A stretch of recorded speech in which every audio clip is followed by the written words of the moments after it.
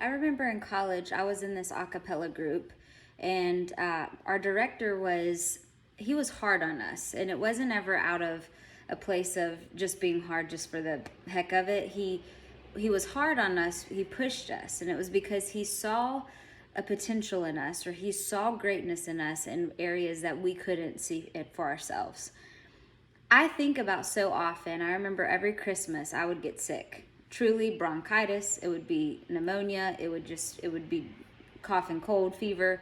Um, Whatever it was in that sickness, he'd still have me perform. And it was hard at the time. I remember thinking, I don't have a voice, I've got a fever, we have to perform an hour show. How am I supposed to do this? And I mean, we'd be on tour. So, I mean, like 3 weeks or so out of Christmas, we're just traveling and doing these dates, and I'm feeling like this.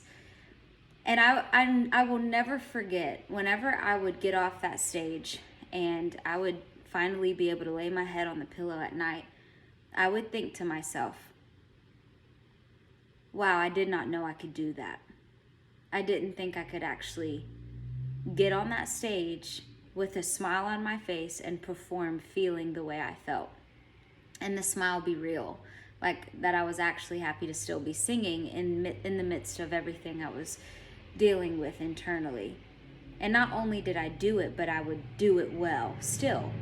And I think back to that so often in my journey with Christ, where when I feel like I have just reached my end, I can't do this. Like in my mind, I think I really can't keep going. I can't put one step in front of the other.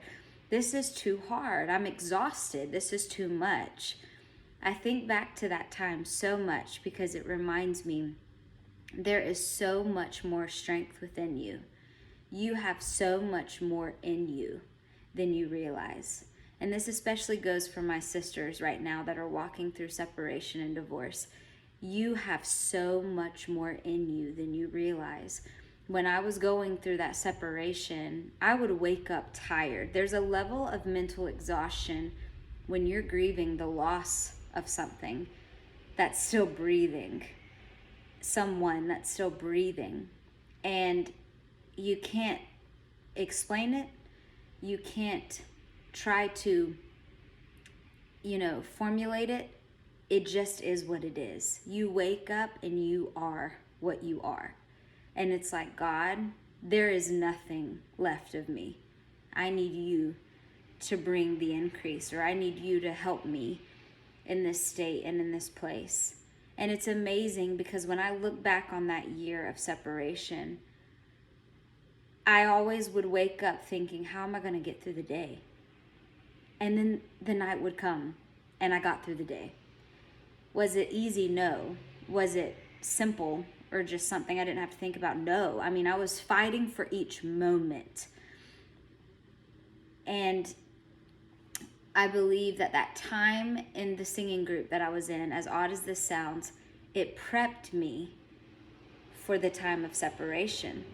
Because I realized in my frailty and in my weakness, in this place of feeling like there is not much of me to give, and realizing, wait, I still can actually give.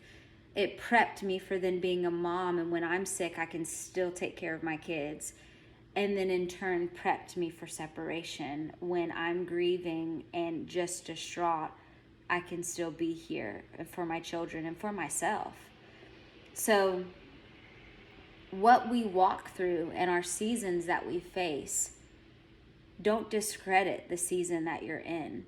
God is always working for something. He's always doing something in the season that you're in, and it will create strength and endurance for the next season. It may not look the same. The season could look totally different, but there's this inner strength, and there's a strength that is built in those seasons that may just be a vocal ensemble in your mind. And you never know how God is going to use that as a tool for the next season.